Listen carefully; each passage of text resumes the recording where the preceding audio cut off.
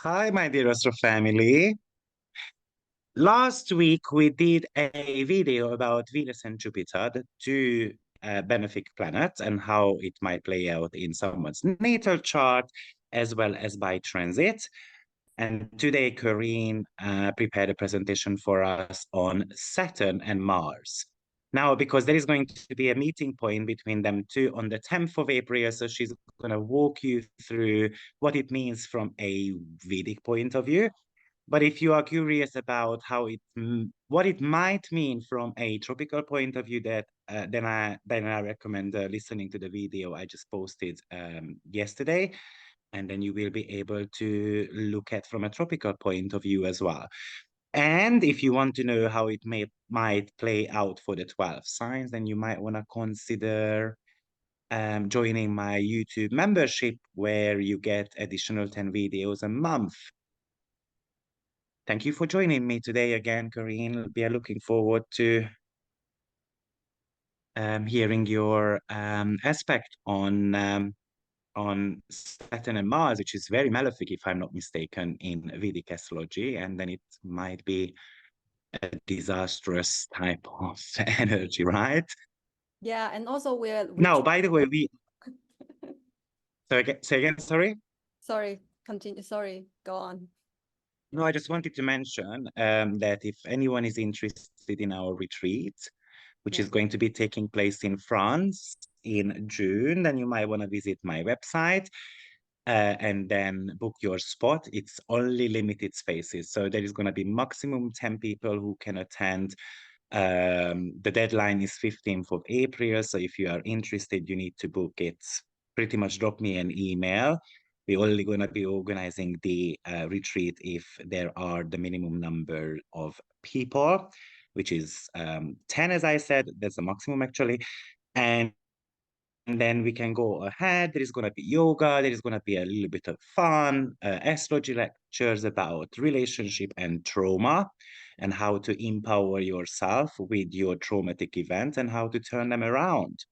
So it should be a very transformational energy. And I guess with Saturn-Mars conjunction on top of us, this is a great opportunity for everyone to dig deep and work through some of the traumatic experiences what we had.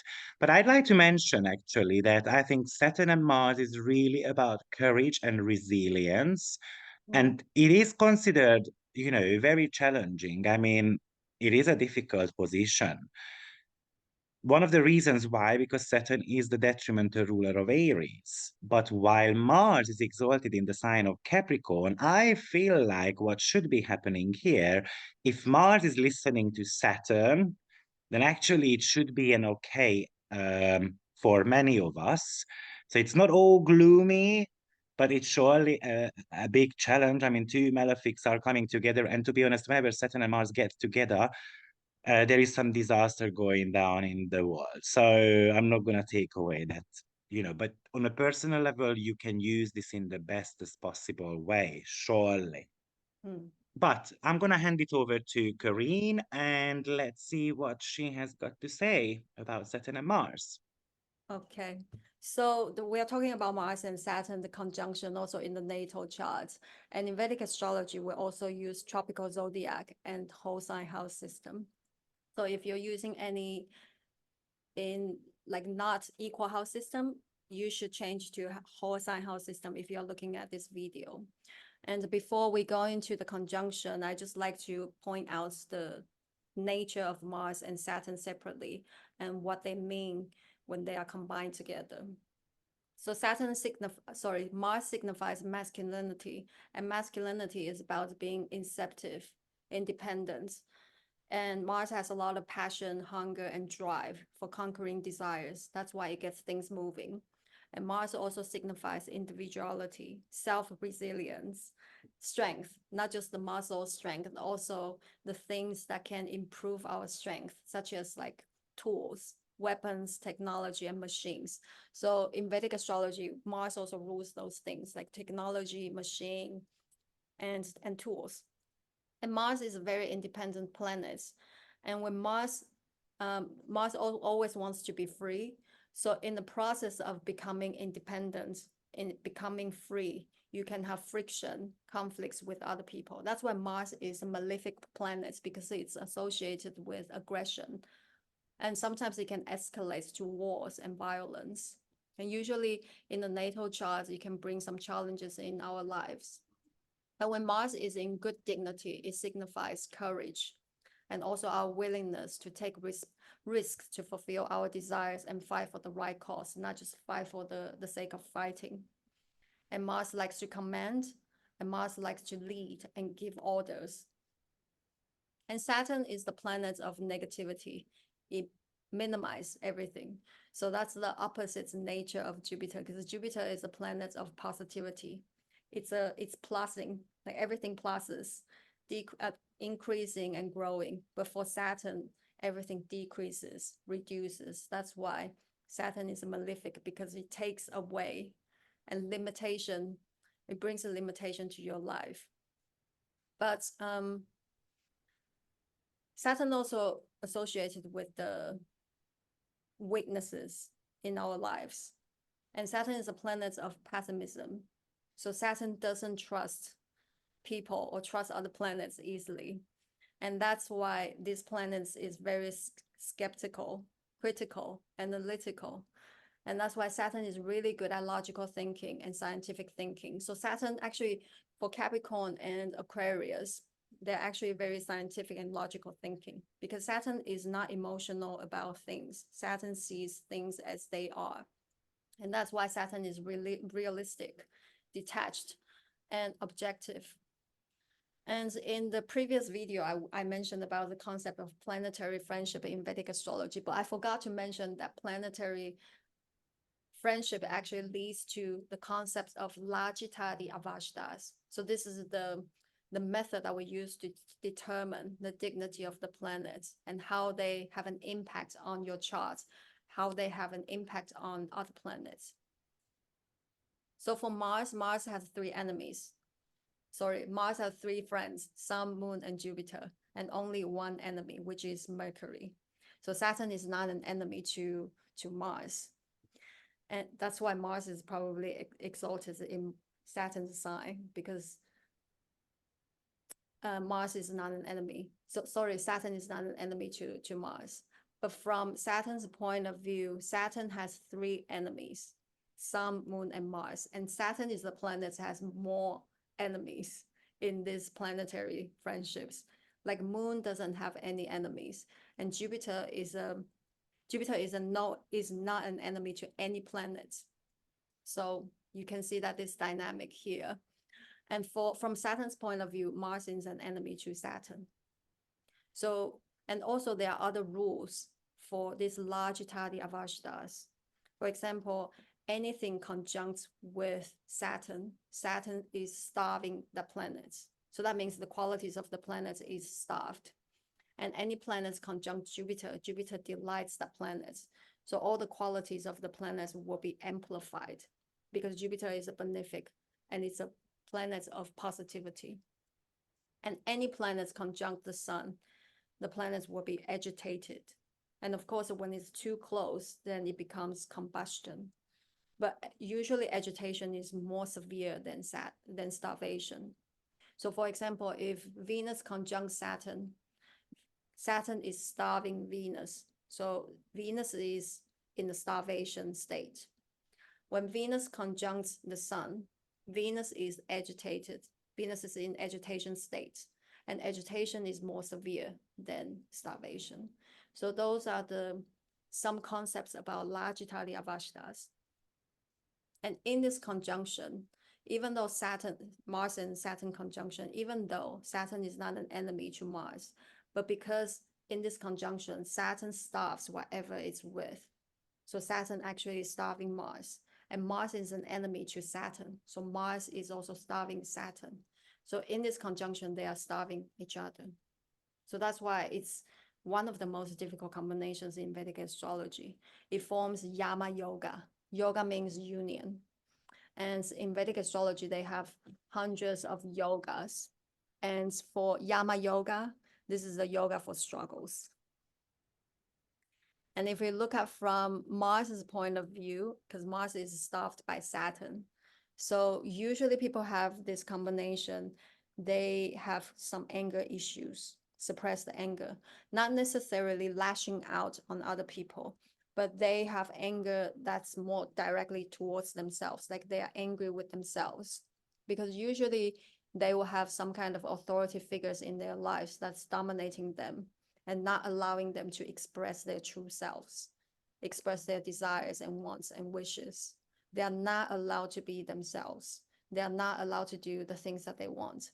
So as a result, when they grow up, their will is being frustrated. So whenever they want to do something, whenever they want to initiate something, there's a lack of confidence. And also there's a voice at the back of their head telling them, you're not supposed to do this. So that's why their will being frustrated and they're angry with themselves. And Mars also represents our ability to act and make decisions in emergency situations. So when Mars is staffed by Saturn, Saturn limits your ability to respond quickly in emergency situations. Your instinctive responses become slower, which can be quite dangerous. For example, driving, you need quick responses. And or if when you see somebody is drowning, and what are you going to do? How are you going to act? But in general, when Mars is staffed by Saturn, when there's a problem arises, you feel incapable. You feel there's a lack of confidence in solving problems, and also you feel frustrated with yourself because you're unable to do it. So frustration is the key word if we look at this conjunction from Mars's point of view. And if we look at from Saturn's point of view, Saturn is associated with weaknesses, our weaknesses. When Saturn is strong, we acknowledge our weaknesses and we are not bothered by it. We work on it. But when Saturn is staffed by Mars, you can be overwhelmed with your own weaknesses. For example, you might constantly questioning yourself if you're doing something wrong, if you're in the right place in the right time, and you identify yourself with problems and mistakes. And also Saturn is associated with patience and endurance. When Saturn is staffed by Mars, because Mars is like now energy.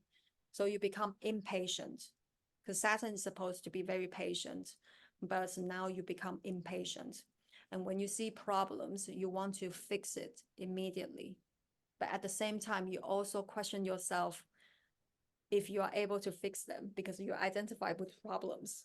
So as a result, you feel frustrated with your inability to solve problems as quickly as you want because you become impatient with your own problems or other problems. And you become angry with yourself because you feel like you are unable to do it.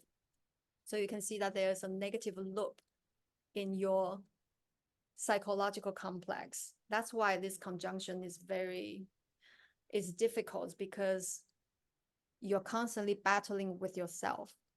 And it can be very exhausting and frustrating and draining. And it's very important because we are talking about this very difficult combination here. So if you happen to have this combination, it's also important to consider the qualities of the planets. For example, if Mars-Saturn conjunction happens in the good sign, like Capricorn, they're both dignified. So the harsh definitions that I just mentioned can be manifested in a more likable way. And also we need to consider if there are other helpful aspects to this combination. For example, if Jupiter is aspecting, looking at this combination, so Jupiter can help. Jupiter is always a relieving factor. And the third, if this combination Mars and Saturn forms any auspicious yoga, for example, Raj yoga.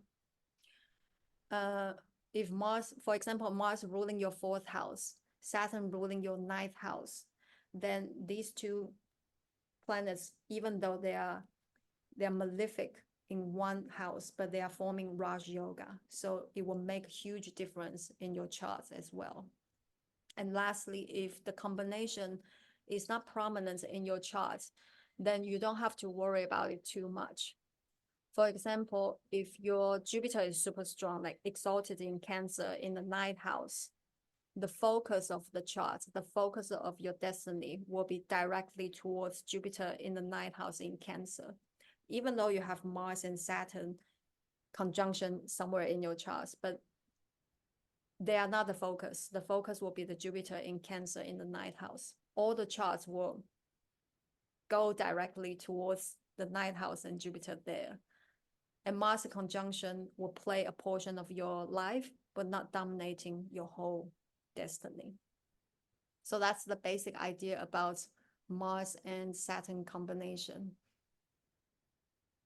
What about It's in really interesting because Saturn and Mars, I usually describe this aspect as the Botox.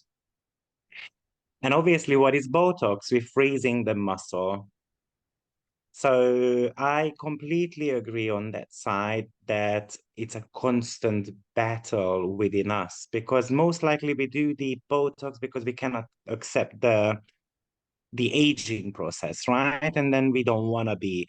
Obviously, Saturn is an older archetype, Mars is a younger archetype. So again, another clash there, whether accepting the aging process or not. Obviously, Mars rules also the sign of Scorpio, which is connected to well.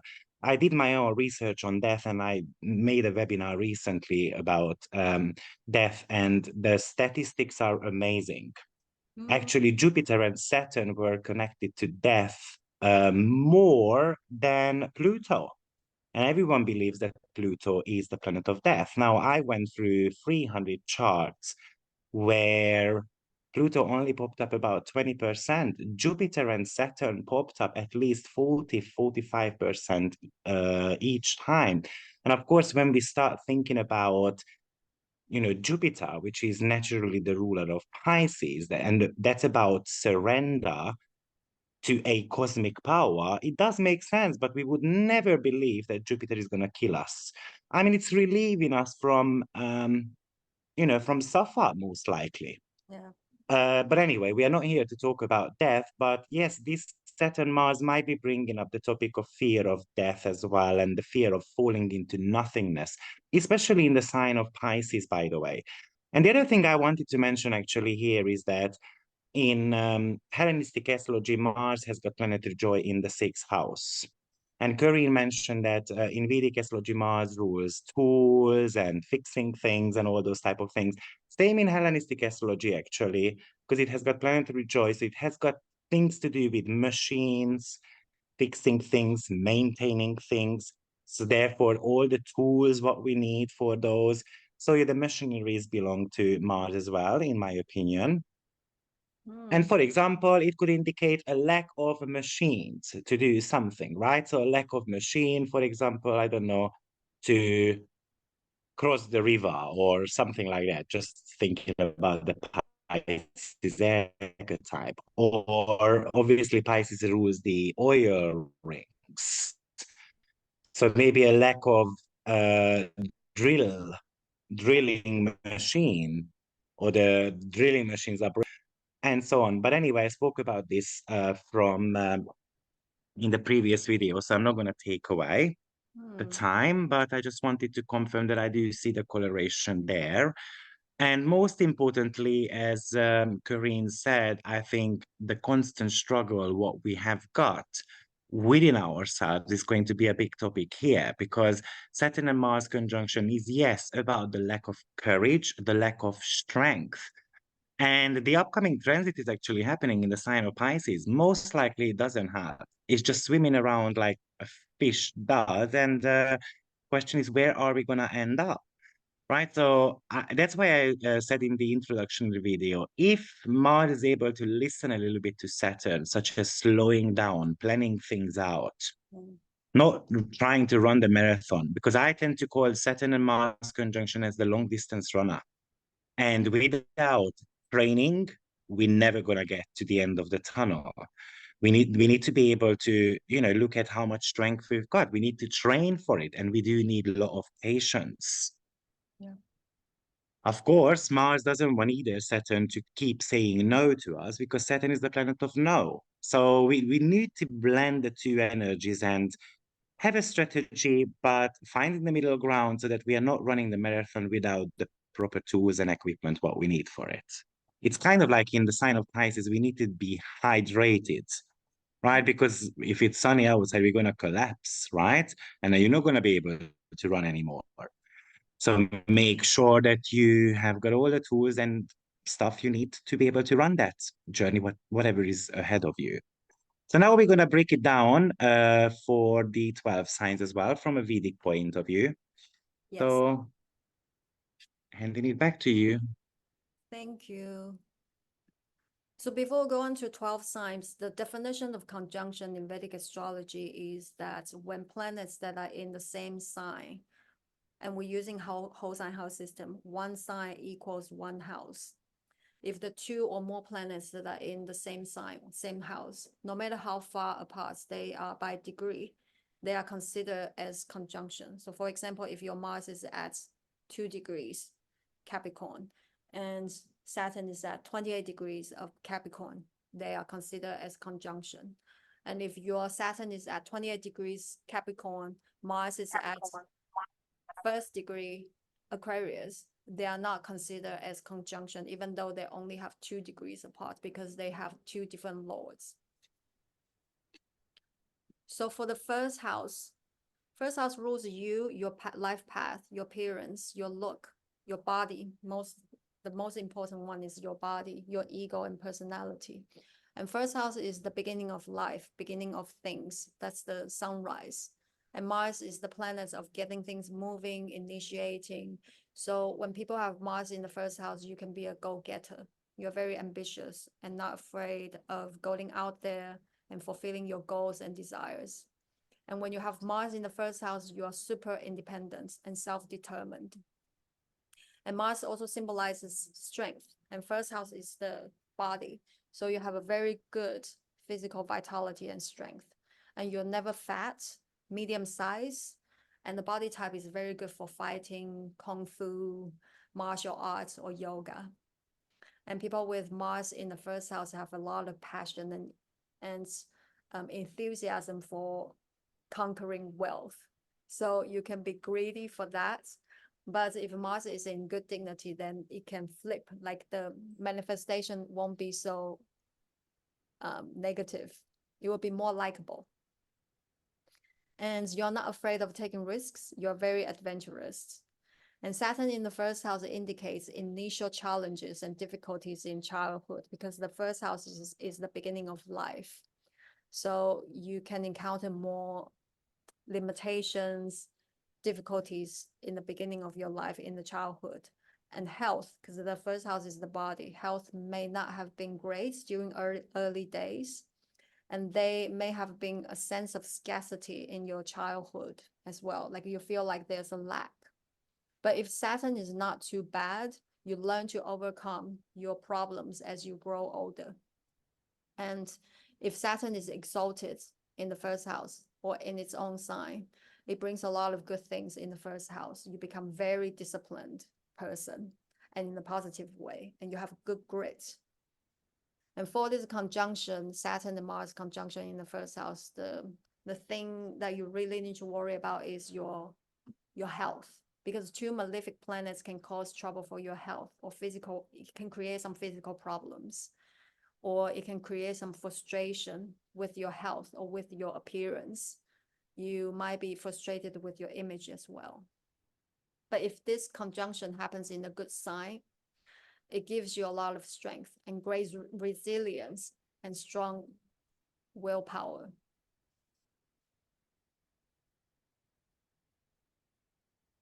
Should I go on? I tend to look at Mars from a survival need point of view. So obviously that would be the natural ruler of the first house. And the first house represents the first 18 months of our life. So if you start thinking about what happens in the first 18 months of our life, you know, a baby is crying, it's only making connection to mommy, and sleep, cry, and again, sleep, cry, right? And eat. And as soon as mommy disappears, we have no clue where mommy went. So that's abandonment issue.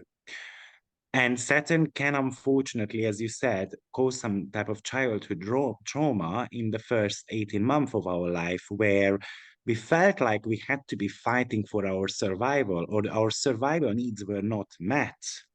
Maybe because mommy had to work hard, Saturn. I mean, Saturn doesn't represent mommy in our chart, but it's one of the parental figure.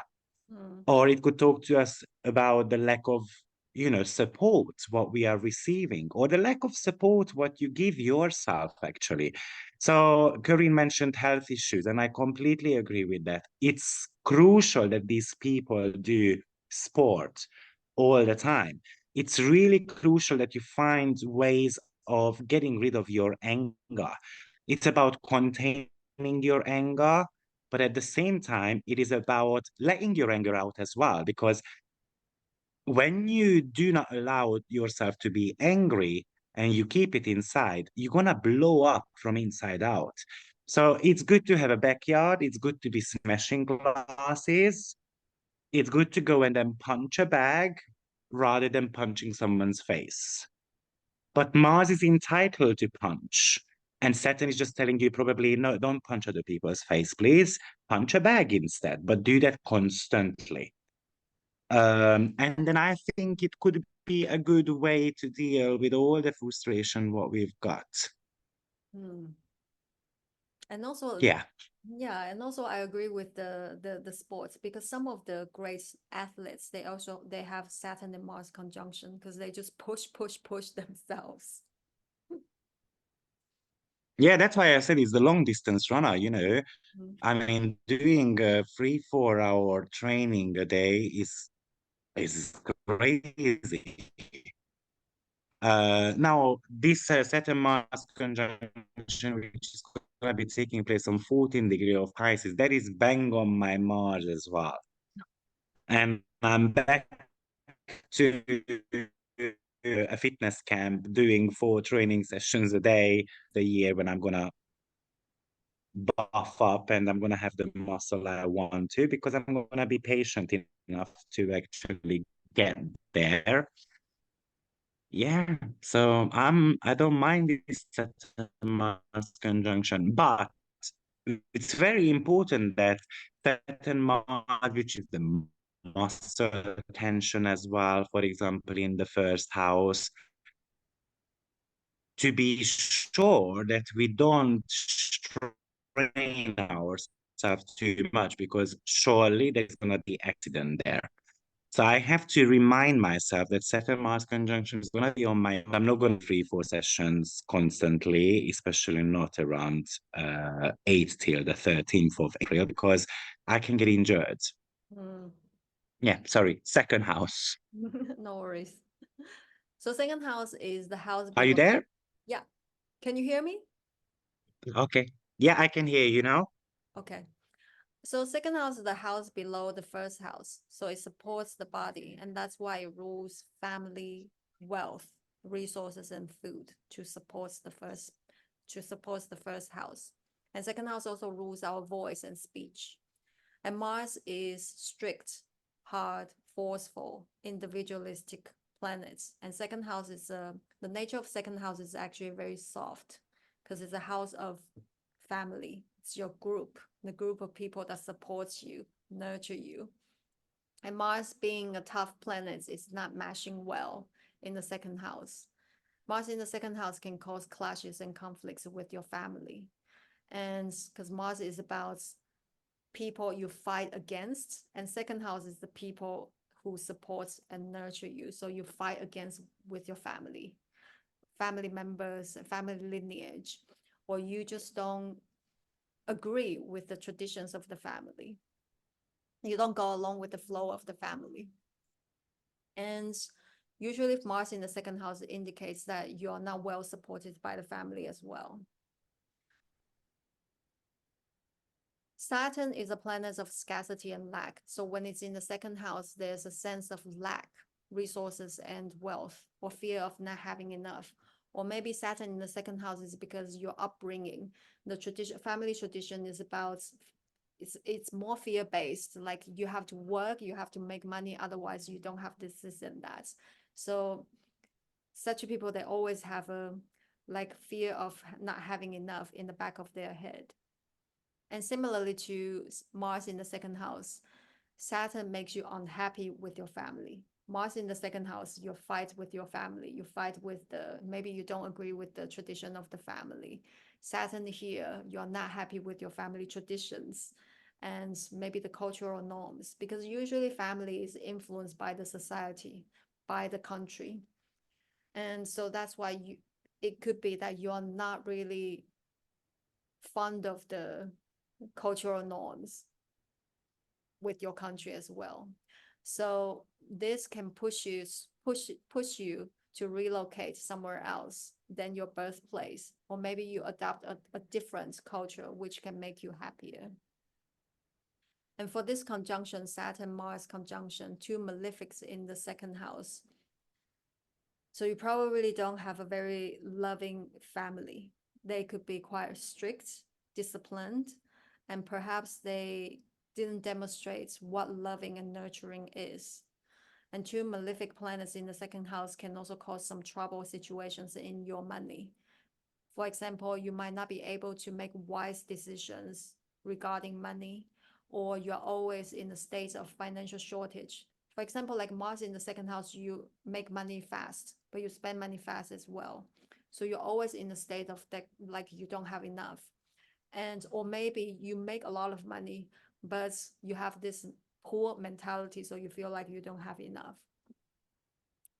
And both Saturn and Mars indicates challenging family dynamics, clashes, not well supported, not happy with the family traditions. So you could be happier if you relocate somewhere than your birthplace, if you have Saturn Mars in the second house.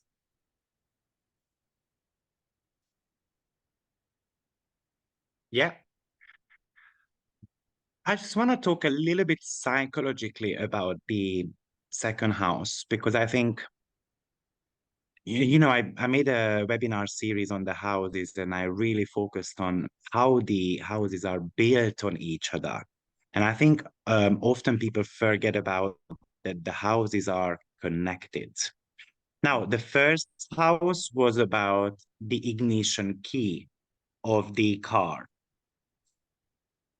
the physical body, the initial spark. Now, the second house is here. We need to learn about how our body functions. For example, we need to be exploring our sensual side. So the second house represents 18 months to 4 years old period in our chart. And then just think about what a baby does around that time. We explore our sexuality. We're going to have separation anxiety because we're going to go to nursery school, and, mommy is going to cook in the kitchen. So this is a place where we need to establish ourselves as an identity. And it is a realization that mommy was just an extension of us. And for example, if we have got moon in the first house, that could be a problem, because it's very difficult for the person to remember that I am a separate entity from mommy. And this is a learning curve with Saturn and Mars, in my opinion, how to separate myself from the crowd in a way. I mean, this is the house when you realize, oh, I've got a toe, I've got a hand, and actually I can use them. Wow, how good. I can eat on my own. I don't need mommy to feed me, so we start putting things into our mouth. So it's the exploration of tastes, but also this is the realization I've got certain talents. I can reach something. So this is the house of talent. And Saturn and Mars maybe can cause issues around figuring out what your talents are. This is the house of storage. So we put so much crap into our body. We put so much crap into our house as well. And I think the best way to work with Saturn and Mars here is to completely clear things out, making space for something else. Because the Corinne also mentioned that this could give us a poverty mindset. And I completely agree with that. Because it's about Saturn is the planet of reward. So we need to reward sometimes ourselves for the hard work, what we do. But at the same time, we need to sometimes say no to greed as well, because the second house is actually greedy. It wants more and more because it rules the five senses, and we want to be stimulating our five senses constantly. I think one of the best way to work with this to roll up the sleeves, to make something tangible, to get out of our comfort zone, and then get going in a way. And sometimes it just need to be meeting the essentials and a little bit extra. We don't need to become too greedy with this. How does that play out in the third house? So the third house rules our mind, our approach to information, communication of any kind. It rules skills, siblings, your peers, teammates, and short distance travels. And third house in Vedic astrology rules our ambitions, desires, because third house is the house of desires, what you want for yourself. And third house also rules courage, because we need our courage and willpower to manifest our ambitions and desires. And also, we need our willpower to compete with other people, with your peers, because they also have probably the same desires as you and same ambitions. So that's why third house is a tough house in Vedic astrology. It's a self-focused house. It's a selfish house where you need to fight and compete in order to manifest your desires. And in Vedic astrology, Mars is a significator of third house because in Vedic astrology, each house has a different significator corresponding to different planets. And third house is for Mars. So when Mars is in the third house, it's actually doing good because you get all the good qualities of Mars. And by nature, Mars and third house, they signify similar things like self-resilience, strength, courage, dealing with competitions and peers. So Mars is actually doing very good in the third house. And Mars is very skilled because it signifies tools, technology, and machines to improve our strength. And third house is a house of skills as well. So when Mars sits in the third house, you can be very qualified and skilled to achieve goals with this placement. And similar to Mars in the first house, people with Mars in the third house are very passionate about gaining wealth, conquering wealth and goals. But because Mars is functioning really well in the third house, so you don't come across like greedy. It actually manifests in a likable way. People might see you like you're just fulfilling your desires, ambitions, and things like that, but they don't see you as greedy when Mars in the first house. And Saturn is also doing very good in the third house because if you put tough planets in tough houses, they're actually doing good. And in Vedic astrology, 3rd, 6, 10, and 11, they are tough houses. 3rd and 6, they are the most like difficult houses. The 10 and 11 houses, they require efforts and work, not as tough as 3rd and 6. So if you put tough planets in the tough houses, they actually usually they function quite well. And Saturn is not a trusting planet, so it really works very well in the third house because in the third house you need to compete with your peers, your siblings, your teammates to fulfill your dreams and goals and desires. And when you're doing that, you need to focus on yourself, not distracted by other people. Because Saturn is not trusting, so you won't be like distracted by other people's saying or desires and stuff. You will just focus on your goals, and it makes you super focused. For Mars and Saturn conjunction in the third house is good, even though they are malefic planets, but because like I said, they're both functioning quite well in the tough house, in tough situations. So with this conjunction in the third house, you can be very disciplined and focused, and you are blessed with a lot of strength, not just muscle strength, it's also your willpower. And third house rules the mind. Mars and Saturn here can give you intelligence to sort out situations, sort out things, and fulfill your desires and tackle challenges.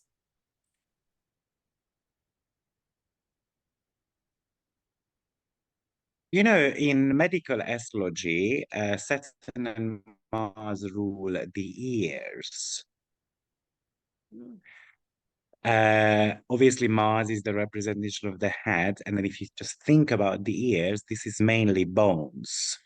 So one of them is more the left ear, and the other one is more the right one. Because I've got two left foot, I cannot remember which one right or left, but one of them is more the left and the other one is more the right ear. And it's interesting that it's in the third house, which is about communication, listening abilities. So I think this combo can mean here, what do you want to hear? What do you have got to share or to say to others? And I think this is something important.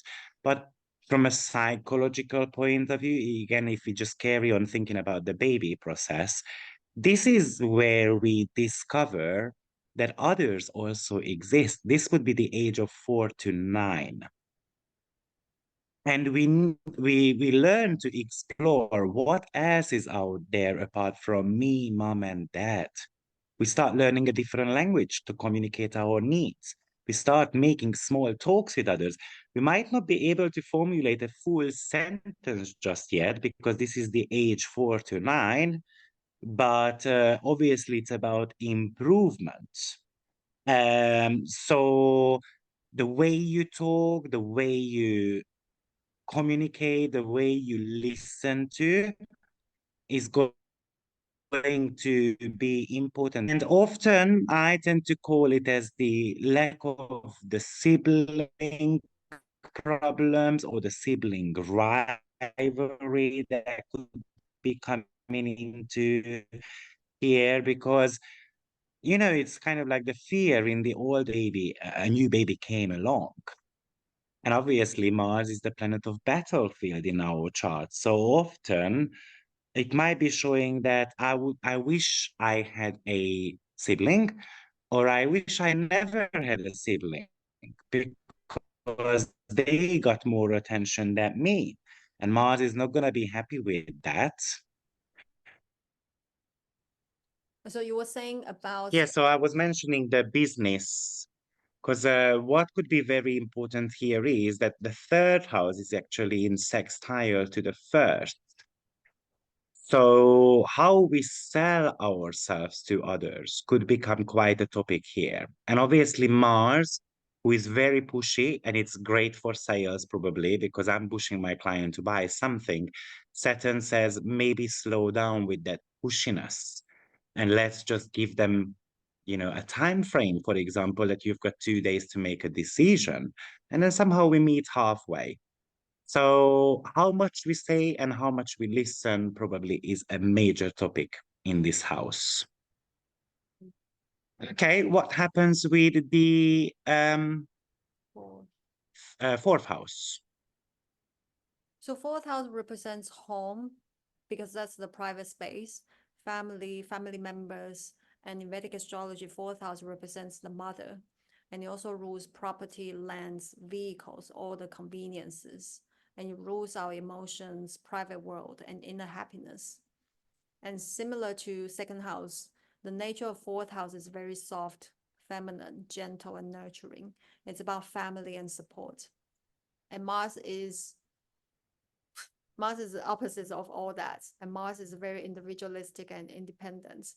So you can have clashes with your mother, with your family members, or within your home environments, your domestic environments.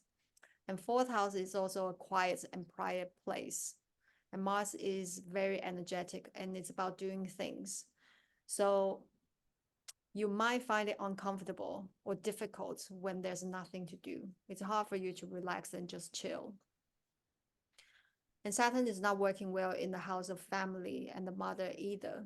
Because Saturn here indicates lack of nourishment from the mother, or the mother wasn't available in the early home environment. But if Saturn is in good sign, in good dignity, it probably just means the mother was working a lot. But it doesn't mean that you lack of nourishment from the mother. And fourth house rules conveniences like home, cars, property, luxuries. So Saturn here can indicate lack of those things, lack of luxuries and comfort. And Mars Saturn combination in the fourth house indicates lack of source of comfort from the family, or the early home environments can be more restrictive, disciplined, and somehow the maternal nurturing was not available. And this combination can also indicate problems with your mother or within the family. And also you need to pay attention to mother's health, because fourth house rules the mother. And when two malefic planets in the house of your mother, you need to pay attention to the mother's health. And also on the more emotional level, you may not understand what mothering is, because the family didn't demonstrate what loving is, what nurturing is, and you probably don't understand how to love and nurture other people. You know, this is the first water house. And water is all about memories. Mm. So I think one of the meaning of this is about overcoming all those destructive memories or trauma that we might have experienced through family. And that's going to be a topic here. We need to understand that water always looks calm, right? But it's actually one of the most dangerous elements as well, because it erodes rocks. It can cause flooding, tsunamis. Water cannot be contained. So this is the house where we have got emotional floods going on, like emotional turmoils. And Saturn and Mars clearly indicates that you have got kind of like a trigger point coming from the family, which is going to be painful, most likely. And if you cannot face that fear, both planets, by the way, in my opinion, represent depression. This is something I have spoken about in the depression class. But when we look at the symptoms of depression, um, 10 symptoms, probably 7 is connected to Mars. So, for example, the lack of motivation, that's a very Marsian trait. So Saturn and Mars together is surely depression. Yeah, whether it's a parent who is depressed or the parenthood makes us depressed, or we are depressed because of the way we were raised, because as I said, this is the house of memory, which we're going to be probably experiencing some really difficult one. But the other thing I'd like to mention with the fourth house is how we live in ourselves. How do we feel in our own skin? And often I experience that these people, unfortunately, do not like themselves, or they were not liked by others. This is the early childhood message we receive, that you're only gonna be likable, I don't know, if you've got blue hair and yellow skin. And it gets stuck within the self. And then, so often I see self-image issues with these people as well. This is usually the place of IC, and the IC is the messages we receive subconsciously from our parents. So when Saturn and Mars are here, probably we receive the message that you have to work extremely hard, you have to work for every single penny, and you have to push to be successful, because let's say I am a woman, and women in this world, you know, they can only succeed when they are cruel, for example. So what is going to be our conception about life? That we have to be cruel, otherwise we're not going to get anywhere. So yeah, that's all I wanted to add. Mm. How about the fifth house? So the fifth house rules creative expressions, intelligence, and children, because that's the ultimate creation. And it also rules our creative, artistic talents, entertainment, romance. And it rules past life good karmas in Vedic astrology. So Mars is very energetic and exciting energy. So people with Mars in the fifth house can have problem with concentration. So a bit like ADHD, low attention span, because they are always like trying to do something and then restless. But at the same time, you can also be a quick learner. Mars gives you this really quick intelligence, that you are able to learn things quickly, and you are very quick in your thinking, and you are intelligent with displacement. And Mars is very individualistic. So me comes first, and fifth house rules children. So Mars is not doing well when it comes to like group things. For example, second house rules the family lineage. Fourth house is also your family, and fifth house is your children, and seventh house is your partner. So when it comes to the group thing, Mars is not doing so well because Mars is about me comes first. So when you have Mars sits in the fifth house, topics regarding children are not so positive. It could be that you don't want kids because you don't want to be limited by your kids, and you don't want to raise your kids because too much responsibilities, or kids are causing trouble for you, or you have unhappy kids. And the same dynamic for romantic connections because Mars wants to be free. So people with this placement might be very selective in their romantic connections because they don't want to feel limited. They want to be free to do whatever they want. And Saturn here, fifth house, I mentioned that this is the past life good karmas in Vedic astrology. So Saturn in the fifth house makes you feel like you constantly have some self-doubts and insecurity about yourself, about your destiny. Like you feel like you're not very lucky, and the state of feeling lucky is not very consistent. You might wonder when your luck will go away. And fifth house also rules education in Vedic astrology. So education can have breaks when you have Saturn in the fifth house. You might drop a course or leave education and come back later in life, or education feels really heavy and dry, boring to you, and you don't find any joy in education. So that's why you didn't continue. But if Saturn is in good dignity, Saturn is strong, you can have some type of secret knowledge about something that people don't know of. And Saturn in the fifth house also indicates that you are happy by yourself because Saturn is a separating factor when it's in the house of connection, romantic connections with other people. You actually feel happy by yourself, and there could be less dating and socializing. And in the classical Vedic text, it says that you don't have children with Saturn in the fifth house because you feel heavy and a lot of responsibilities when you have kids, or maybe kids can be delayed with this combination. And Mars Saturn conjunction in the fifth house can cause frustration in creative expressions, particularly the free flowing type of creativity. But you can be good at structure and pattern based creativity. For example, like architecture, web design, or any type of creativity where you can use your logic thinking, recognizing patterns in space.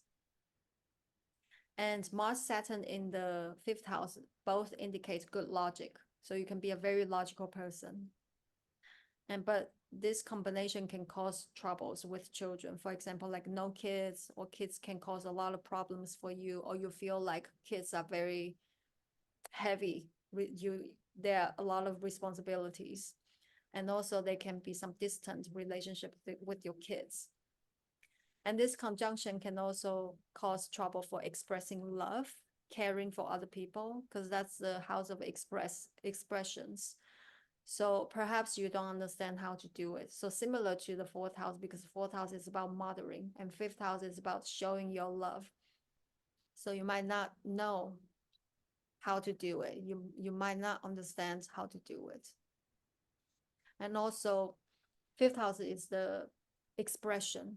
So the way you express yourself, express to other people can be quite blunt and critical. So pay attention to that if you have this combination in the fifth house. But like I said in the beginning, if this combination forms some kind of Raj Yoga in the fifth house, it may not be so negative.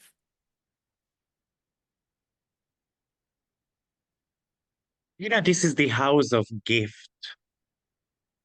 So gift is a really interesting word because we can think about gifts that we receive from others as a birthday gift or present, but also we can think about it as the gift that we receive from the gods.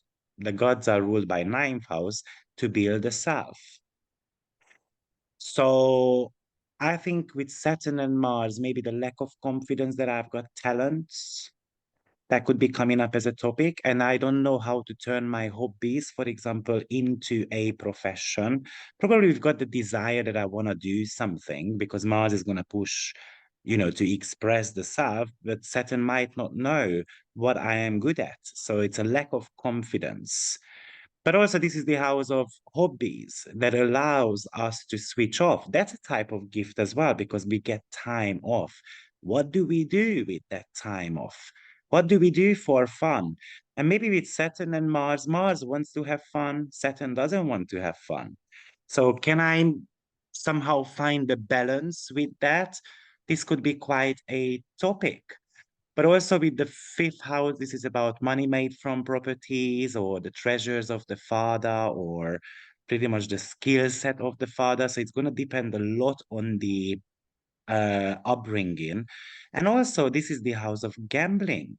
So games that give us chances to be rich. I mean, the fifth house is the planetary joy of Venus. So at the end of the day, this is a money house. It's a succeeding house as well at the same time. So often I see problems around money making because we don't know our talents. And also this house can connect to addictions and greed as well. So either Mars is the winner who is extremely sexually orientated, and then Saturn wants to teach Mars to slow down there, or Saturn, who is a little bit of a rigid type of character when it comes to intimacy. So we ignore sex completely. And obviously, this house is connected to sex in ancient astrology because having sex back in the days were really risky. There was no condom, there were no condoms, such things. So we could get pregnant and we could catch something as well pretty easily. So I would say that you're going to have to look at what you do for pleasure. Oh, and then by the way, this also represents enterprises Hmm. as well. So Mars would like to become here self-employed. Saturn might not necessarily like the idea because of the fears of, "Ooh, what if it doesn't make any money and then we're going to be broke and all those type of things." So you're going to have to do something about that too. I mean, remembering that, you know what, everything is dangerous at the end of the day. And and in the fourth house, we were focusing on our emotional well-being. In the fifth house, we need to start seeing the world. We need to get out there and then play. So don't take that playfulness away from you. This is the house of inner child. Awaken it. Hmm. What about the sixth house? Oh, I just want to add something. I agree with you when you said there can be some frustration when it comes to gifts, because in Vedic astrology, fifth house actually rules the foundation for your success in the 10th house. So you need to be, not like you need to be, but if you are intelligent, it's almost guarantees that you can have success in your 10th house because you know how to manifest your things. And Mars Saturn conjunction in the fifth house does create frustration when it comes to your talents. Yeah, and then also let's not forget that the fifth house is the house of sport again. So again, I would say that a sport, a competitive spirit. So this is about the joy of winning. Mm. So question, you must have goals with this house. And again, from a physical point of view, do sport with this combo as well. It's really going to help you quite a lot because once you achieve something, let's say with your body or sport, then all of a sudden it might get transferred into other area of life as well. So you can commit to something. Yes. Right. Okay, sixth house. Sixth house is another tough house. Sixth house rules By the hassle. way, do you want to share the screen or no? Am I not sharing? No. Oh, you are sharing. Sorry, I'm blind.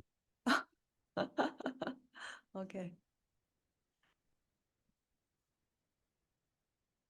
Sixth house rules hassle, work, lifestyles, everyday activities. It's a house of conflicts, challenges, litigation, imbalance, debts, disagreements, disease, and doing the service to the other people because sixth house below seventh house. So you are supporting the seventh house, other people. That's why you're in debt. That's why we work for other people.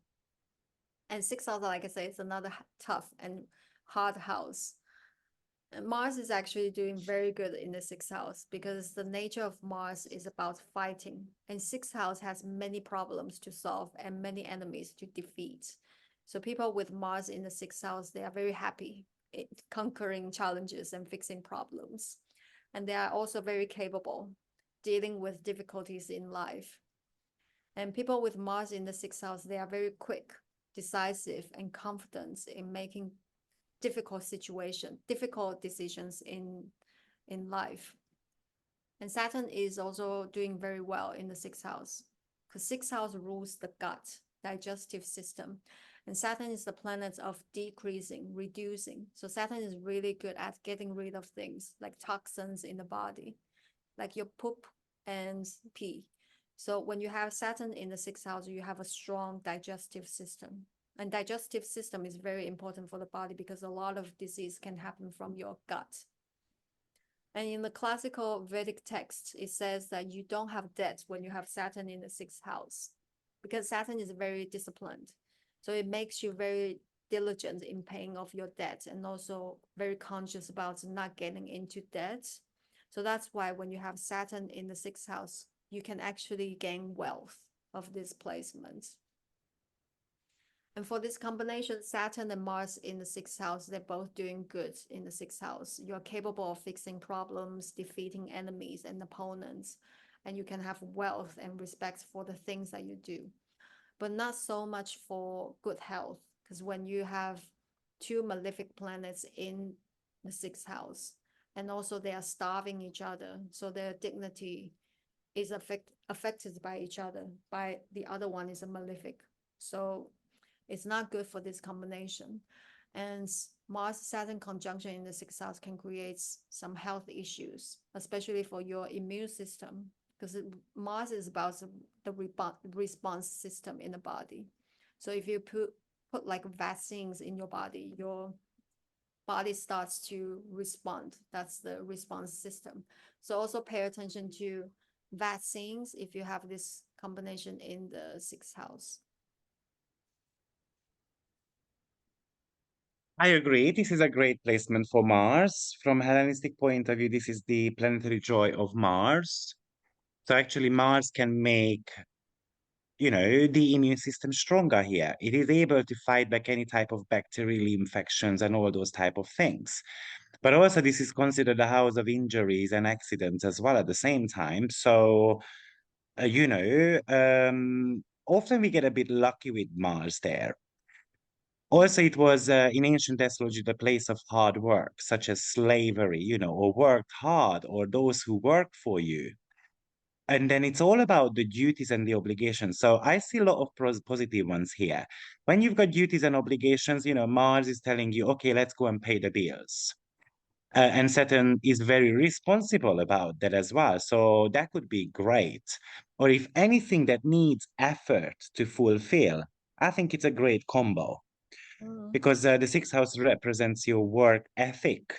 It's kind of like an inexhaustible stamina. And that's where the problem comes in. Because Mars in the sixth is the inexhaustible stamina, and Saturn has got stamina as well, but it tells Mars, slow down, Tiger. And when we don't, that's when we're gonna burn out, we're gonna have health issues. And this house is connected to the mind as well. We've got 4 houses that connects to mind: 3, 6, 9, and 12. Third house, we collect info, we study from books. 12, we intuitively know something. With the sixth house, we test that knowledge. So this conjunction for me is a little bit like your knowledge is always getting tested. Whether, like with Mars, we're going to push through our ideas and then we're going to test it around and then we're going to wait for the right moment to get going, or we're just going to be procrastinating all the time with the six. And also, this is the house of hygiene as well. Now, interesting that Saturn is the trap here. and Mars is someone who is trying to push us forward. So are we a slave to our own habits or practices, or are we trying to find something new instead? So that might be a question. And do we feel regrets or do we feel sins around it? Sixth house is very much how you treat your body. So the bad habits versus the good habits. We need to implement some great habits here if we want this house to be working out. We need to have a system in place. This is the house of stress management as well. So with Saturn and Mars, wow, the stress level could be really big. So what are you going to be do with that? Again, the nutrition, fitness, and the diet really comes into the picture with those. And if you feel like a slave at your workplace, this combo is not great. The 10th house is profession, the 6th house is the job. So often I see people kind of going through this personal crisis situation um, with work, family. And one other thing I would like to mention actually, that we've got two relationship houses, 5th and 7th. The 6th is in the middle. So how I usually see this transition is that 5th house, we meet someone new, 6th house eventually move together, and then 7th house, we get married. So often I see relationship problems happening around that period once we move together with Saturn and Mars, because we might not know the person properly, or we get disappointed by them, or the real self is actually kind of coming out. Anyway, a lot of things to talk about here, but let's just move on to the 7th house then. I think how you understand the house is very interesting because sixth house is actually 12 houses away from seventh in Vedic astrology. They look at those relations. So 12 houses away from the house of balance and partnership is a disagreement and also falling out of love. I just find it's quite interesting. Absolutely. I also look at it from that point of view as well. But also, I would call the 6th house as the house of commitment issues because it's 12 sign away from the 7th. So the fears that are causing a wedge between a couple, or the addiction problems, or, the different personalities in a way. Like in Sex and the City, we've got Miranda, who is a little bit of a clean freak, and then she had this boyfriend who is quite messy and brings a dog home, and so on. So obviously two different personalities, and then eventually they clashed and then they separate. Mm. So often this is gonna be a challenge with Saturn and Mars. Once we move together, that's when we get to know, how you really are when it comes to, like Miranda, for example, in Sex and the City, got really offended seeing a skid mark on the guy's underwear, and she was disgusted by it. Mm. So these are the things that only gonna turn out once you move together. Yeah. Yeah. 7th house. So seventh house is partnerships, romantic and business partnerships, marriage, trading, negotiation, bargaining. And seventh house is the house of other people because the seventh house is the first house is you. Seventh house is the disappearance of you. So that's why it rules other people and how you interact with others. And in Vedic astrology, seventh house symbolizes travels because like I said, first house is the sunrise, it's you. Seventh house is the disappearance of you, and then sunset. So the movement of this from first house to the seventh house, that's the travel. So some people, when they have a moon in the seventh house, usually it symbolizes constant travels. And the nature of Mars is about being free, individualistic. And seventh house, like I said, is another house of group thing, partnerships and other people. So by nature, Mars is not doing well in the seventh house. And Mars can also cause trouble when you interact with other people. Perhaps you are too dominant and unwilling to cooperate and compromise with others, and you don't get along with other people. But Mars is good if you are in a more cutthroat and competitive business environments because you don't have to care about other people's feelings and needs. And when it comes to interacting with your spouse, like I said, Mars is very individualistic planets. So it doesn't create a typical loving, new nurturing situation in the relationship. It might be more of a sense of coexistence. Like you do your own things, I do my own things. But if Mars is strong, it's not so negative. It could be that two people are very independent. They are all very busy doing their own things, but at the same time, they're still supporting one another. But it's not a typical loving and supportive group situation. And Saturn, the nature of seventh house and Saturn doesn't match well either, because seventh house is a love house, and Saturn is cold, detached.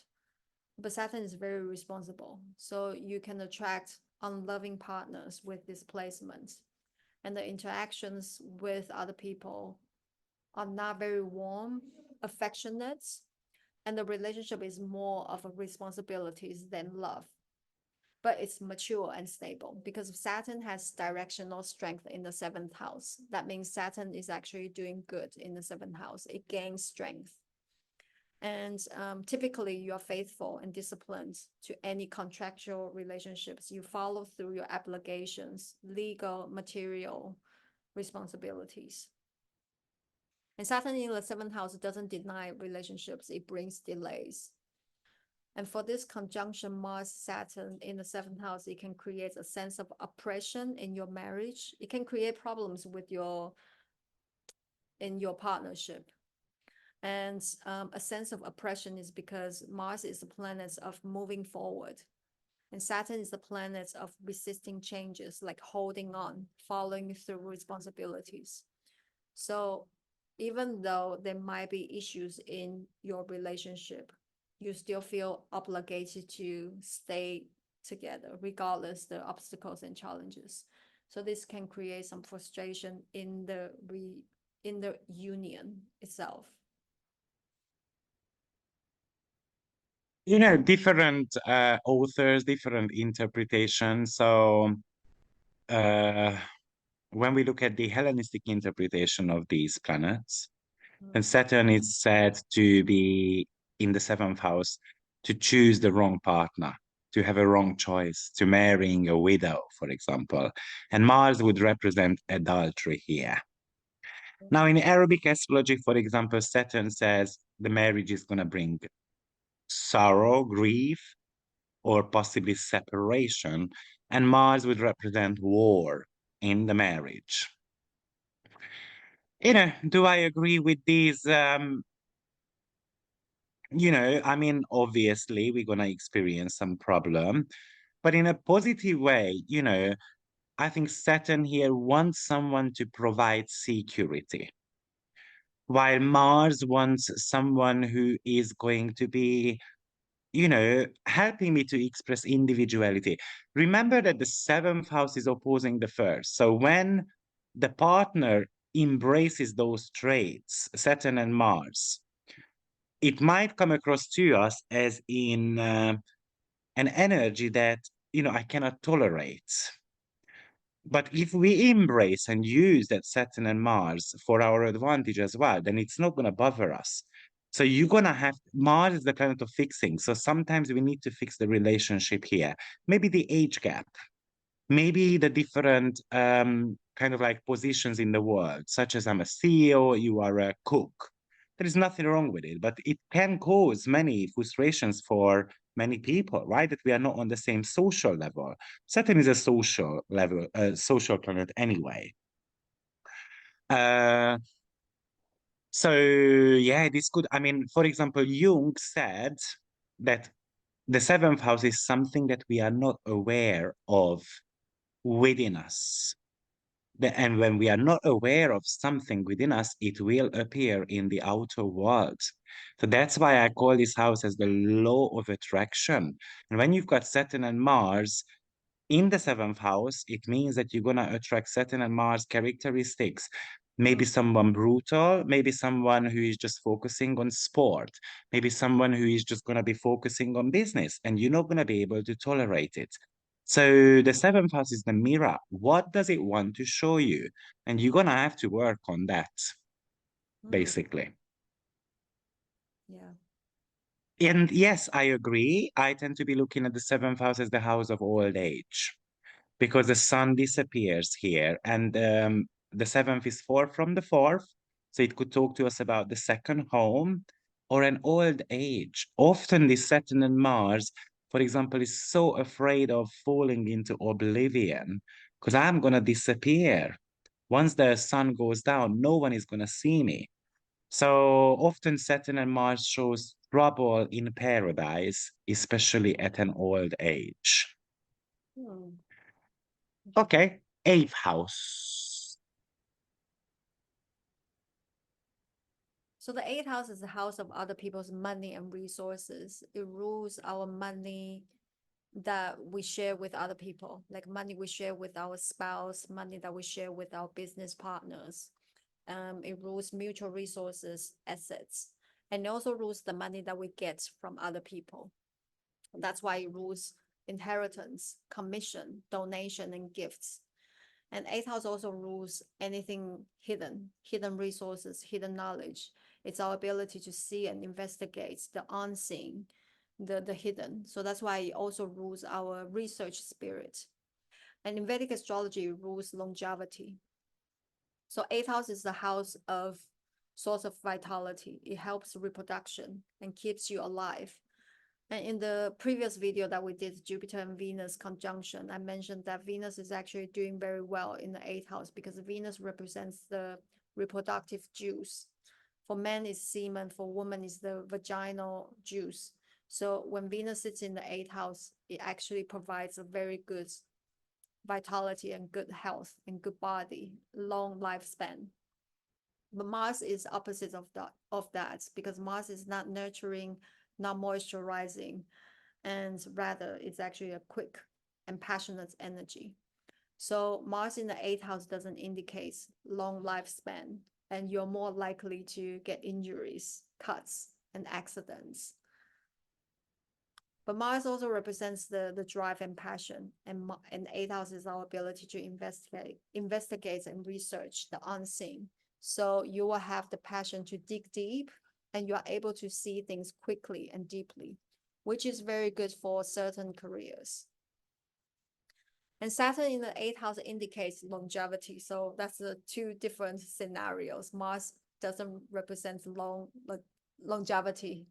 And Mars here represents long lifespan because eighth house, because Saturn is about holding on.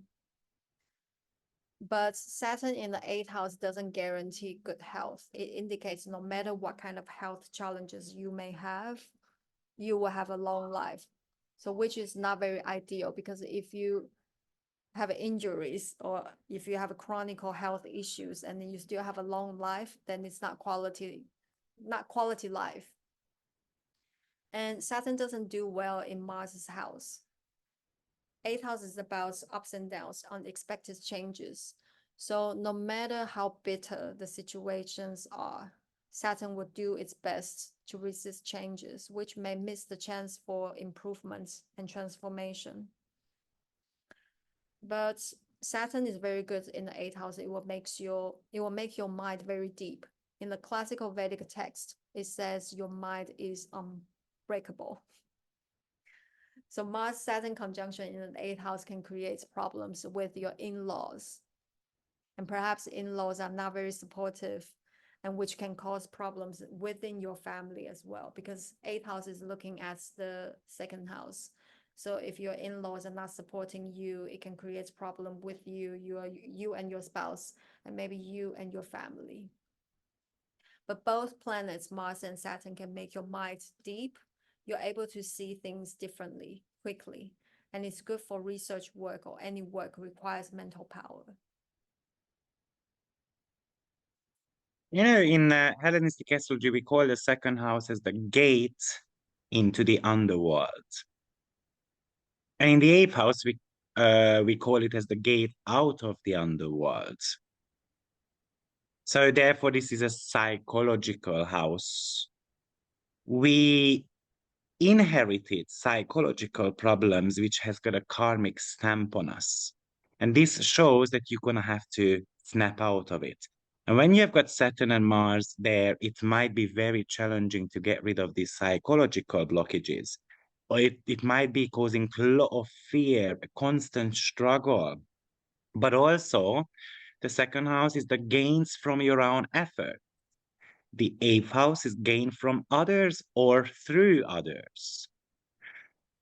But I think the eighth house, oh, this is the house of, this combination is the house of give and take. And I think this is a reminder that money is something that you cannot take with you to the grave. So often what we see with Saturn and Mars, that we end up having to lose money because that's a cosmic reminder that why are you getting stuck so much on something? And these people have to, I don't know, give up their house, or they're not going to get the alimony, or all these type of topics could be coming up. So this is the house of grief and losses. Or it could bring up the question of, will I be a victim of a crime? Or am I going to become a beggar? Or am I going to become a criminal with this? So existential crisis often popping up with the eighth house. And for me, this is the house that is connected to a lot of mental problems: schizophrenia, depression, mania, obsession, chronic kind of laziness when Saturn and Mars here. Very important that we start digging into our spiritual existence. Now, the ninth house I know is about knowledge, okay? But in the eighth house, we have, in order for us to go for something new, we're gonna have to go through crisis situations most of the time. So the seeds are getting planted in the eighth house, where we need to start looking at things from a psychological point of view or an occult point of view. We need to discover the meaning of that crisis situation, what is happening in our life. How do you deal with losses? Are you able to let go of something? Are you able to let go of a toxic relationship, for example? Remembering that a death of something old is actually a birth of something new. So letting go is going to be a big question here. But Mars wants to let go, Saturn doesn't. And sometimes we have to let go of the material world here, so that our psychological well-being is 1,000 times better. By the way, modern astrology tends to be looking at this house as the house of sex. I'd like to mention that it first got introduced in 1910, so a good 100 years ago. Before that, sex was ruled by the fifth house solely. But especially, this is the house of tantric sex. From a procreation point of view, that's a fifth house topic. So that's just something I would like to add to it. Yeah, ninth house. Ninth house rules the teachings from the elders, grandparents, parents, gurus, teachers, those fatherly figures, because they give you the definition of right and wrong in the beginning of your life. And it rules our higher mind, belief system, philosophy, and foreign travels, foreign places. And ninth house in Vedic astrology rules our good deeds, the deeds that we could do for other people. Therefore, it leads to good luck and prosperity. Ninth house is the luckiest house in Vedic astrology. And Mars here doesn't get along with those fatherly figures like teachers, gurus, because Mars doesn't follow rules. Mars likes to give rules and orders. So you could, when you have Mars in the ninth house, you can have more arguments and disagreements with gurus, teachers, priests, advisors, and father. Especially ninth house rules the relationship with the father, the teaching from the father. So when you have Mars here, you can have more clashes with your father. And maybe the father's teaching is not there, not available for you. And maybe you don't agree with your father's teaching. You want to break traditions and rules. But ninth house is the house of Dharma, doing the right things and fulfilling responsibilities that are in line with your life path. So if Mars is strong, Mars has some good aspects and help from his friends. You can have passion for doing what's right and serving the world. Now Saturn, ninth house is like I said, it's the luckiest house and prosperity. So Saturn here in the classical Vedic text, it says you are separated from luck, you're separated from wealth, you're separated from support and teachings from the gurus, teachers, role models, and your father. And you're separated from your Dharma. And ninth house is the good deeds that we do for other people. And Saturn is very miserly, stingy. So you may tend to focus just on yourself rather than genuinely helping other people. So it sounds really depressing, but if your Saturn is in good dignity in the ninth house, it can flip around. And also, like I said, if there are other planets that are more prominent in your charts, Saturn in the ninth house only plays a portion of your life, not your whole destiny. And for this combination, Mars Saturn in the ninth house, so you can definitely create problems with your father, the relationship with the father. Perhaps it's difficult to understand and connect with the father, and the father's teaching may not be available when you were a child. And this could also happen with your teachers, gurus, mentors, those fatherly figures, because those people, they are here to provide us guidance and wisdom in life, and it leads us to higher wisdom. So this conjunction could really create lack of support from those people, fatherly figures, and also distant relationships with them. As a result, it will take 10 times longer and more mistakes to get to where you like to go in life. So that's why you are separated from luck, separated from Dharma, because you don't have the support and guidance and wisdom from those people. And both planets indicates not generally doing the good deeds for other people. So you can also be more critical with your words. For example, you don't give compliments easily. So if you have this combination in the ninth house, pay attention to that. Interesting that Vedic astrology looks at it as the house of father. Relationship with the father. Now, in Hellenistic astrology, the ninth house is the joy of the sun, which is one of the archetypes that represents the father in the chart. How I look at it is that, I mean, it's interesting to kind of look at the story, the mythology part, because the sun in Greek mythology was Helios. And he was thought to ride a golden chariot, which brought the sun across the sky each day. So obviously that's a travel. At night, it made its journey back in a golden cup to the eastern horizon so that it can travel again. And Helios, by the way, was the offspring of the Titans. And his youngest child, when discovered that his father was the sun, went to ask for a gift. And Helios always had a struggle of saying no. So he wanted to grant his wishes. And his wish was to ride a chariot, but he was unable to tame the horses.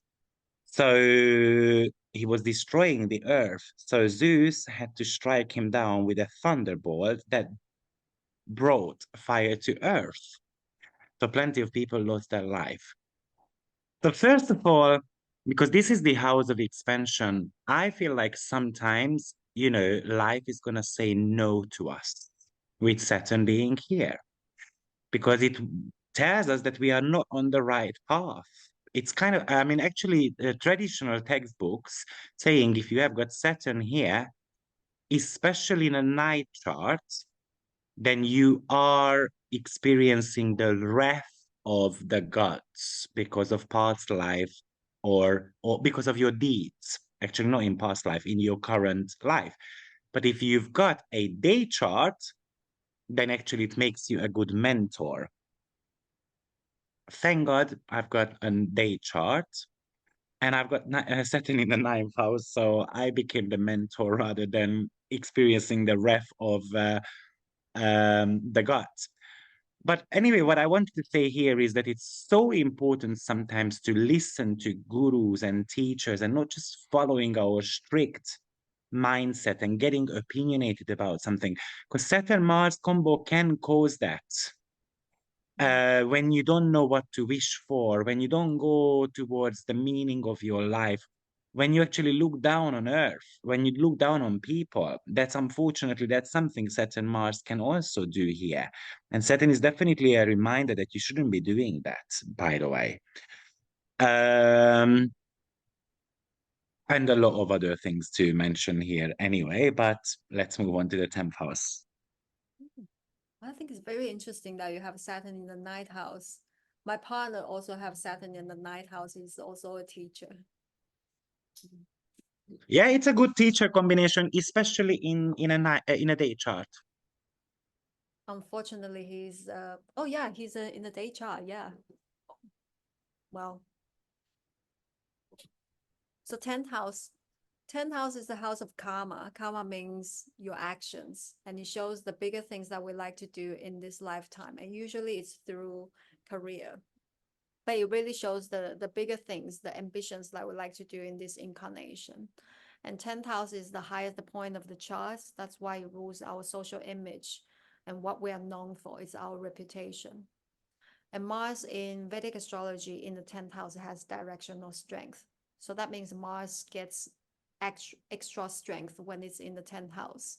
And people with these placements, they are very passionate and focused on the things that they want to manifest in this lifetime or their career.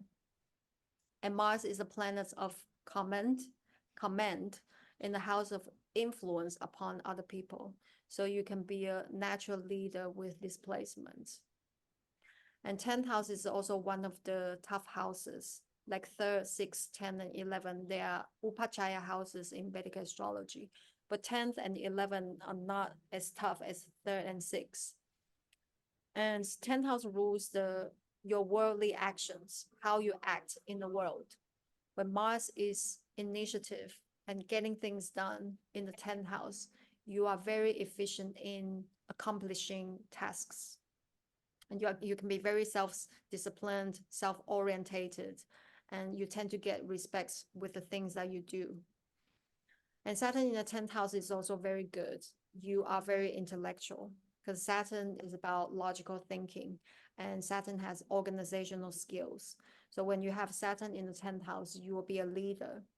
You will have power and you are dedicated to your work and efforts and you will get success, respect, and you will be wealthy based on the classical Vedic text. So for this conjunction, Mars and Saturn in the 10th house, it suggests that you'll have a lot of dedication, focus, and efforts in the things that you want to manifest in this lifetime, in your career, and you're a natural leader, and you're not afraid of hard work and efforts. So, but even though it comes with a lot of good things, but 10th house also rules the work environment. With 2 malefic planets in the 10th house, you might attract more challenging supervisors, or you might find yourself in a more challenging work situations. I agree, actually. I think it's quite a positive placement. But a couple of things I'd like to mention as well, because usually we've got the midheaven here. And the midheaven, imagine the midheaven as the branches of the tree, and the IC is the roots of the tree. So when the roots are not, the soil around the tree, when it's not looked after, the branches are never going to grow. Now, Saturn and Mars surely gives you the inspiration to grow, but often we disregard our IC, which is the soil around the tree. And you know, the MC is pretty much the call to leave the family roots behind. And when we've got struggle, when we've got codependency issues because of family or family drama or all those type of things, this can be a challenging position still. So yeah, that's all I wanted to add, really. I think the 10th house is the behavior which we need to embrace, or the act you need to play, an image you need to display in order for you to be successful. And it's going to be very important with the Saturn and Mars that you embrace the leadership qualities, that you have got goals and so forth. Otherwise, you know, there could be problems. Yeah, that's all I wanted to mention here. Okay, what about the 11th? 11th house rules gangs, profits, recognition, the benefits that we get from the society. That's why it's a money-making house, because you're making money, getting the money from the society, from the large group of people. And it rules our dreams, long-term dreams, hopes, and wishes. And it also rules our friends' social contacts, the marketplace, your elder siblings. And Mars is also doing good in the 11th house because Mars has strong passion to acquire wealth and pleasures. And Mars is not afraid of putting the work. And even though Mars has the tendency to be very competitive, combative, but this quality supports really well earning money and competition. So with Mars in the 11th house, you get luxuries and you are able to enjoy them. But some of the charts, if you don't have enjoying luxuries requires talents. So when you have Mars in the 11th house, you are able to enjoy luxuries. And the 11th house rules friends and social contacts. And Mars in the 11th house, you are enjoying socializing and building your own community. And you gain benefits from your friends and social contacts, but not in a way that they feel being taken advantage of. And Saturn in the 11th house, based on the classical Vedic text, you will have steady income and wealth. And when you have Saturn in the 11th house, it's because it's a planet of disciplines in the house of making money. So this is good. And Saturn also provides long-term beneficial effects on making money in the marketplace. And Saturn's nature of hardworking and determination works really well in Saturn's houses like 10th and 11th. So Saturn works really well both in 10th and 11th. But particularly in the 11th house, because the 11th house is about gaining benefits, making money from large group of people from the society, and sometimes maybe from your friends. So it's a taking house. So we need to check the sign that Saturn is in. If Saturn is in ill dignity, because Saturn is misery, so you might end up just taking all the money, all the benefits, and not sharing with other people. And for this conjunction, Mars-Saturn conjunction in the 11th house, it can create trouble with your elderly siblings. And you could have distant relationship with them, or you might not have their support. And Mars is very energizing. It gets things moving. And Saturn is slow and calculated. So when these two opposing energies happening in the same house, in the 11th house, sometimes you can have more doubts and miss out some market opportunities for this. And this could also apply in achieving your goals because Mars represents decisiveness. And when it's starved by Saturn, you may feel not confident in making things happen, second guess about yourself, or you compensate for your lack of confidence by acting super strong. In Hellenistic astrology, we call the 11th house as the house of good diamond. So this is one of the luckiest house actually, and represents the noble spirits. And in ancient Greece, the word diamond, which comes from a Greek word, what it means is to divide or to distribute.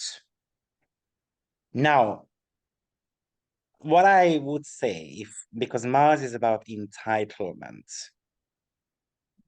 and Saturn is, you know, even though it's not a greedy planet, but it is a little bit more about the inner circle rather than equality for everyone. So if you just think about Saturn as the ruler of Capricorn, which is about protecting the castle area and protecting everyone who is in the castle, but not caring about what happens outside of the castle. And that's where Aquarius is going to come into the picture, where it's very much about let's extend that. Let's bring in other people into that castles. Let's make it bigger so more people can fit in. So this Saturn Mars could represent a bit of a rigid mindset about who is fitting in, who is not fitting in. And also, I mean, when it comes to demons, actually, there were good demons and bad demons according to ancient principles. And Saturn wants to block out. Which one are you blocking out? The good ones or the bad ones? So the good friends or the bad friends, right? But also this is a succeeding house, so it's going to be connected to money as well. And I agree completely what you said. And by the way, another meaning to the 11th house, because the midheaven is your midlife, middle age. The 11th house is the end of our middle age. That's when midlife crises start. And often with Saturn and Mars, we can see some midlife crisis situations, some major turnarounds, such as divorce. 11th house is the love triangle house, actually. Mm. So often we get cheated on and then we get divorced. And then what the heck am I going to do now with my life? So we need to answer these type of topics. But the 11th house is the joy of Jupiter. So I think it's the house of abundance. This is the house of lottery winning. What happens is, let's say you get divorced with the 11th house. That's a lottery winning for you, believe me. At the beginning, it's not going to look like it. But eventually, it's going to bring someone into your life. If you are open minded enough and then you are not getting into depression, this is going to bring you someone pretty powerful and someone great to be around and so forth. Mm. And last but not least, the 12th house. So in Vedic astrology, 12th house rules losses, expenses, and it also signifies the loss of energy, fatigue, weakness. And 12th house is behind you, behind the ascendant. So it signifies the things that are invisible to our eyes, something intangible. Things don't have concrete form, like ideas, imagination, dreams, and the subconscious mind. And also because it's behind you, that's why it rules something far away, like foreign things, foreign countries. But in Vedic astrology, it rules things happen behind closed doors. So it rules bedroom pleasures, and it also rules secluded places and isolation. And 12th house is the house of liberation from this material world. And Mars is a planet of strength in the house of loss of energy. So physically speaking, your energy gets drained easily. And also the energy level is not very stable. Sometimes you feel very vibrant, energetic, but other times you feel really fatigued. And on another level, strength symbolizes if you have a strong mind and willpower and the ability to withstand challenges. So Mars here in the 12th house, sometimes you're very determined, and sometimes you can be quite wishy-washy. So there's no consistencies in your strength. And 12th house rules enemies because it rules people or things that are not visible to our eyes. So, and Mars is about fighting and conflicts. So Mars is actually doing good in the 12th house in this sense. Mars helps you fight your enemies. And 12th house also rules foreign countries. And Mars is actually happy in the foreign places because Mars has a lot of passion exploring different places and somewhere new. And Saturn is a planet of scarcity, and 12th house represents losses and expenses. So if Saturn is in good dignity, Saturn is strong, you can actually accumulate wealth with these placements because you are very careful with your spending. But if Saturn is in poor dignity, it's poverty because you can have a lot of bad, unnecessary expenses. So it really depends on the dignity of Saturn. And 12th house is the house of loss of energy, fatigue, weakness. And Saturn is about getting rid of things. So a planet of getting rid of things, reducing, is in the house of loss of energy. It can somehow create more health issues. So pay attention to that if you have these placements. And for this conjunction, Mars and Saturn in the 12th house can definitely signify trouble for your health, because Mars gives you inconsistent energy level, and Saturn is about challenges and limitation related to health matters. And Saturn's influence can also bring about like chronic health issues. And 12th house is the house that's not visible to your eyes. So it can indicate some underlying health issues here. So really pay attention to that. But Saturn and Mars conjunction could be good for working in a foreign land, because Mars is happy exploring new places and Saturn rules work. So this could work well. And if Saturn is strong, exalted, particularly in Libra, it can signify that you are fighting for social justice in a distant land. You're fighting for other society. So you're doing the good deeds. Yeah, I agree. Saturn has got planetary joy in the 12th house, so it's not necessarily a bad placement. I mean, 12th house represents, Saturn is the planet of limitations, fears, difficulties. And then 12th house is the invisible obstacles in life. So actually Saturn, when it works well, it can block them out. It can give them shape. Now, the planets are rising here, but not fully visible yet. So it's just like in nature, right? Firstly we see the mountains, then the top of the trees, and so forth. Very Saturnian, you know, the mountains and so forth. So, and then also Saturn is a night planet, but Saturn is actually rising here. So it enjoys the darkness a little bit. But what happens is Saturn is asking for some sacrifice from us. It makes us give up something or to work harder for it. It doesn't allow us to bring something new into our lives without letting go of the old ones. So that's going to be very important here. I mean, Saturn is the planet of pressure. So, and the 12th house is called as the house of undoing. Self-undoing happens when we gain more wisdom. And in traditional astrology, we call it as the house of bad diamonds.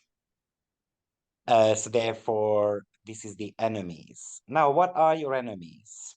Well, the losses you go through, the illnesses, your self-destructive behavior, and Saturn and Mars combo is really good for cutting those out. But when we are wallowing in pain, this is a real killer as well at the same time, though. And it leads to depression, melancholy, disappointment, denials, rejection, loneliness, just working hard, making money, but not having that person right next to you. So very important that we start working, you know, with our subconscious mind, which is basically the 12th house, and we get motivated. Jung calls it as the shadow. And the shadow is the ego dystonic complex, repressed ID, the shadow aspect, the shadow archetype of our life, which is very much about the ego has got an ideal, leading the ego to resist and project the shadow. So it's a self-emotional blind spot. And the Saturn Mars wants us to kind of see through these blind spots. But when you are too entitled with that Mars, when you do not want to see because you just go towards the future, this is a real struggle here. So self-acceptance and working on the subconscious matters are going to be very, very important. and probably to be a little bit helpless, or not helpless, sorry, selfless, such as charities, right? That might become very important with this. Okay, guys, we hope that everyone got a bit of a golden nugget here, actually. In regards to the upcoming conjunction as well, you can use this a little bit for your transits, and you can also use it for your natal chart as well. And thank you, Corinne, for joining me today. It was a Thank you for pleasure. having me. Have a good one, everyone. Bye-bye. Bye.